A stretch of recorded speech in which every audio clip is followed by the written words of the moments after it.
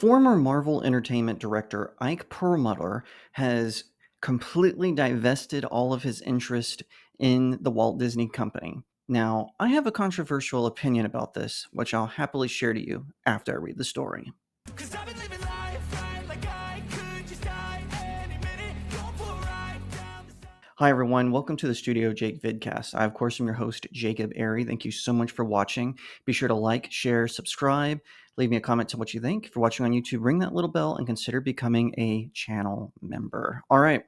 Yeah, Big Ike is out. The guy who originally got Marvel involved with Disney and Fox to begin with, he's out at Disney. Whenever he was the CEO of Marvel Entertainment, it was him and a guy named Avi Arad who sort of got Marvel back on the map. They had suffered a severe bankruptcy, and Ike and Avi got this idea of creating what would eventually become the X-Men universe, as well as the Marvel Cinematic Universe. Kevin Feige gets all the credit, but he actually didn't come until after Phase 1, essentially.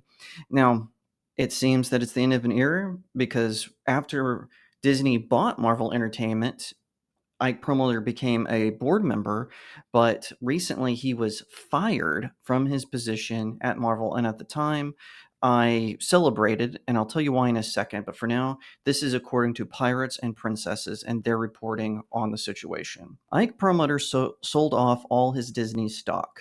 Disney stock is dropping daily, and today the media is reporting that ex-Marvel chairman Ike Perlmutter has been selling off his stock over the past months. Perlmutter had famously teamed up with Nelson Peltz and Trian Partners to angle for 2 seats on the Disney board.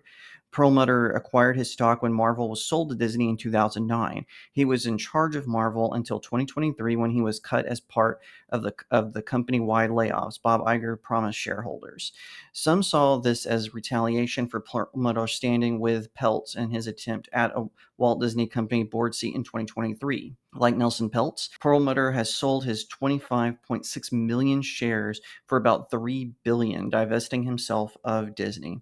The sales took place between early April, likely after the voting meeting in mid-July. He has been selling it for a couple of months, but since the news was released, it will be interesting to see if the Walt Disney Company stock numbers drop even lower. Perlmutter is fine with the stock dropping, and according to the Wall Street Journal, the stock drops down to $65 to $75 a share. He will repurchase the stock to the original amount he had before selling. The stock prices are going to depend on a few things. 1, how the Q3 earnings are, especially theme park and streaming numbers.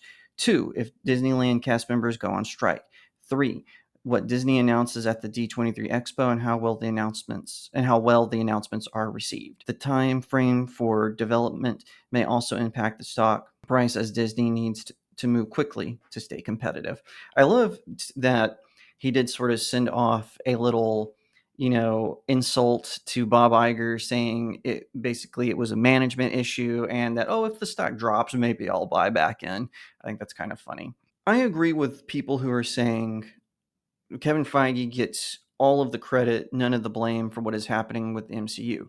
And as especially channels like Midnight's Edge have pointed out, Ike Perlmutter got Marvel back on the map. He pushed the Marvel superheroes back into the mainstream, and as a result, DC Comics followed suit as well. Although I would argue that Batman, Superman, and Spider-Man were always sort of in the pop culture zeitgeist. Now, Perlmutter was kind of mad because he wanted to fold the X-Men into the MCU, but at the time, 20th Century Fox was not having it. They were like, no, this is our franchise. And so Perlmutter kind of nuked the X-Men for a while, if you will. He really focused on the Inhumans, and in fact, they introduced the Inhumans into Marvel's Agents of S.H.I.E.L.D., the TV show at the time. They even tried to do a spinoff, but the first season was poorly received, and it has kind of been removed from Marvel Cinematic Universe, although I have heard rumors that they are going to add it back in because they are thinking they want Anson Mount to return to play Black Bolt. Now, whether that's true or not, I honestly can't tell you, but I'm actually glad Ike is gone. Now, I know a few people are panicking because he was the last voice of reason on the board. Bull malarkey. Ike Perlmutter was a coward, kind of like Bob Chapek. So Bob Chapek, he came in like he's the new guy on the scene. one political incident, and he did that hostage video where he did his little apology, and it was very pathetic. And then he was a good boy after that. It cost him his job, and Bob Iger returned. Ike Perlmutter is a coward, just like Bob Chapek. And I really am bothered by the fact that these channels are sort of lifting him up as the last voice of reason. Now, it is true he was a voice of reason, and Disney may be harmed by his departure.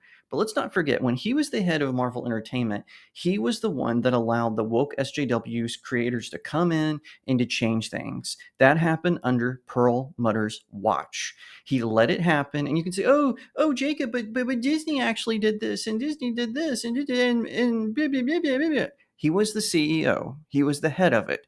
Take charge of your ship, man. Take responsibility. And you know what? If Disney didn't like what he was doing, then they can fire him. That's how positions work. That's how jobs work in the real world, not in this Hollywood bubble. He was a coward, and he let the woke SJWs move right in. And so we've got race swapped Captain America. We've got gender swapped this character. We've got the retconning of Nightcrawler's origin. It's all sad, pathetic that he started the movement that allowed that to happen.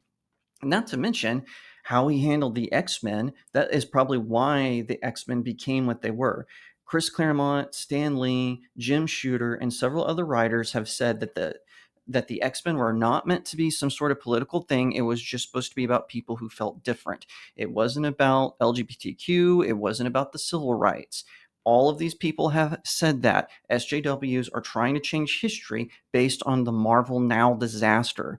And again, Ike Perlmutter was in the director's chair for that change. I'm not saying it was all his fault, but he was in charge and he shouldn't have let it happen, but he did. And as a result of that, Marvel Comics is crumbling. The MCU is crumbling. I honestly don't know if the X-Men are even going to revitalize the Marvel Cinematic Universe. I personally think it might be over. I'm going to see Deadpool and Wolverine, and that's probably going to be the extent of my MCU, at least as far as theaters are concerned. The last one I went to see was Guardians of the Galaxy 3. I skipped the Marvels and the Eternals, even. I skipped both of those films. I never missed a Marvel Cinematic Universe theatrical experience since Iron Man 2. I'll be honest, I didn't get to see Iron Man or the Incredible Hulk in theaters, but as soon as Iron Man 2 came out, I was there. And like I said, I'm not trying to blame Ike Perlmutter. Now, one thing I will defend him on is the media, whenever he was kind of resisting the changes at Marvel, whenever he was trying to be the voice of reason, or at least in his kind of cowardly way. Disney had their acolytes. See what I did there? In the media, try to go after him, accusing him of being an istophobe. They cited anonymous sources. They said all these kinds of things about him, that he had made objectionable comments about Don Cheadle's casting as War Machine, replacing the original actor who had played Rhodey.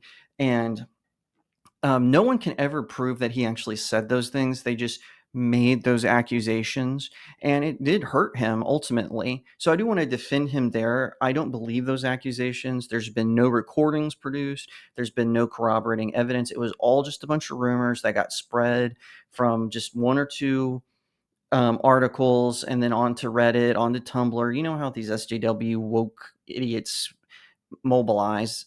Fortunately, though, it seems like their power is waning. But in the early days, I even believed some of what I heard about him, honestly, because I trusted the media. Now I don't anymore. I see that it's all bunk, it's all lies, it's all nonsense. Now, that doesn't mean that I think he was the last great hope for Marvel or Disney in general. He was a coward. He had a chance to stand up when he was the CEO of Marvel. He could have thrown his weight around, especially when he was added to the board, and he didn't do it. His biggest play was trying to get Peltz on the board, and kudos to him for that. But let's not exaggerate this man's strategy here. It was no strategy. Now, I applaud his efforts to create the Marvel Cinematic Universe, to create the Fox X-Men universe, and so on and so forth. He did a great job. And who knows, maybe he can go to Sony and reshape the Sony Spider-Man universe, because that does need to be reshaped. But let's hope that he's learned his lesson, and that wherever he goes next, if he goes somewhere next, or if he makes a triumphant return to Disney, he will make those changes. I do hope he learns, but I'm not going to pretend that he was some stalwart standing amongst a storm. He wasn't. He let the storm overtake him.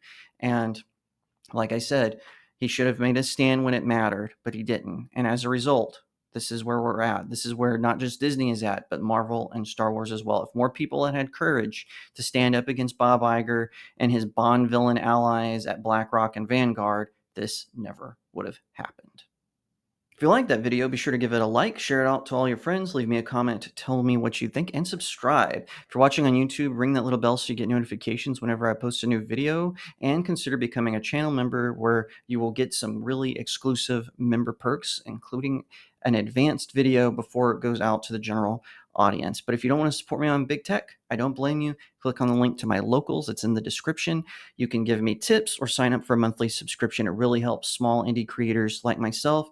Or you can purchase one of my books. This is the hardcover edition of my latest novel, Blessed Child. You can pick it up on Amazon. Just search Blessed Child and my name, and you will get it. Get your copy today. Once again, thank you so much for watching, and I'll see you next time, right here on StudioJake. 'Cause I've been living life right like I could just die.